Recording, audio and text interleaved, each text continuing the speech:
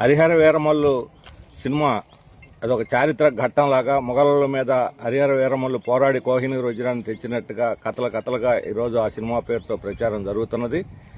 వాస్తవానికి చరిత్రలో హరిహర వీరమల్లు అనేవాడు లేడు. కేవలం మొఘలులు, కోహినూర్ వజ్రం ఈ రెండు వాస్తవాల మీద మిగతా అన్ని కూడా కల్పిత కథలు పెట్టి ఆ పేరుతో ముస్లిం వ్యతిరేక ద్వేషాన్ని పెంచేదానికోసం ఈ సినిమా ఉన్నట్టుగా ఆ ప్రచారాన్ని బట్టి వస్తున్నటువంటి ప్రేక్షకుల అభిప్రాయాలను బట్టి తెలుస్తూ ఉన్నది. వాస్తవానికి చరిత్రలో కల్పిత గాథని ఒకటి పెట్టి ఈ రకమైనటువంటిది చేయటం సరైనటువంటిది కాదు. అందులో పవన్ కళ్యాణ్ లాంటి ఒక ఉన్నత స్థానంలో ఉన్నటువంటి వ్యక్తి ప్రజలకు వాస్తవాలు చెప్పాల్సిన పోయి కల్పిత కథలను చరిత్ర కింద చూపెట్టి భ్రమలు సృష్టించడం సరైనది కాదు. అందుకని సినిమాలో, బయట పోస్టర్లో, ప్రచారం అన్నింటిలో కూడా ఇది చరిత్ర కాదు, కల్పితం అనే ప్రచారం కూడా దీంతో పాటు వేయాలని చెప్పి సిపిఎం డిమాండ్ చేస్తున్నది.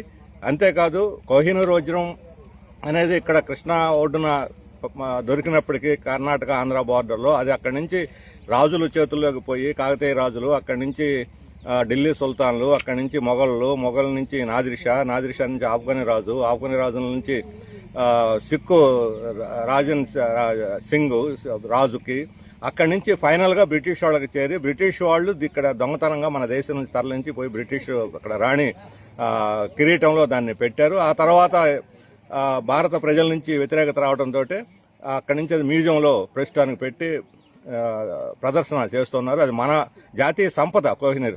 అది ఈరోజు బ్రిటిష్ వాళ్ళ చేతుల్లో చేరింది.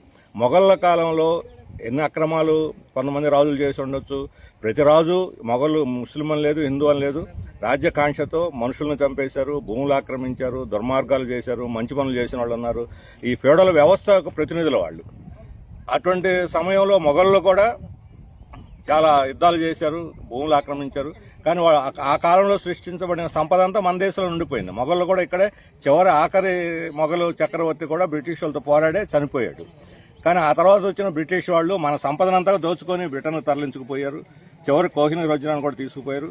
ఆ వాస్తవాన్ని ప్రజలకు చెప్పకుండా ఈయన పలుకుబడి, పవన్ కళ్యాణ్ గారి పలుకుబడిని మోడీ దగ్గర ఉంది, కేంద్ర ప్రభుత్వం మీద ఉంది, హోమ్ మినిస్ట్రీలో ఉంది, దాన్ని ఉపయోగించి ఈరోజు కోహినూర్ వజ్రాన్ని భారతదేశాన్ని తిరిగి రప్పిస్తే, లండన్ నుంచి బ్రిటిష్ వాళ్ళ చేతుల నుంచి ముక్తి చేసి మన దేశానికి రప్పిస్తే భారత ప్రతిష్ట ఇనుమడింపజేసిన వాళ్ళు అవుతారు.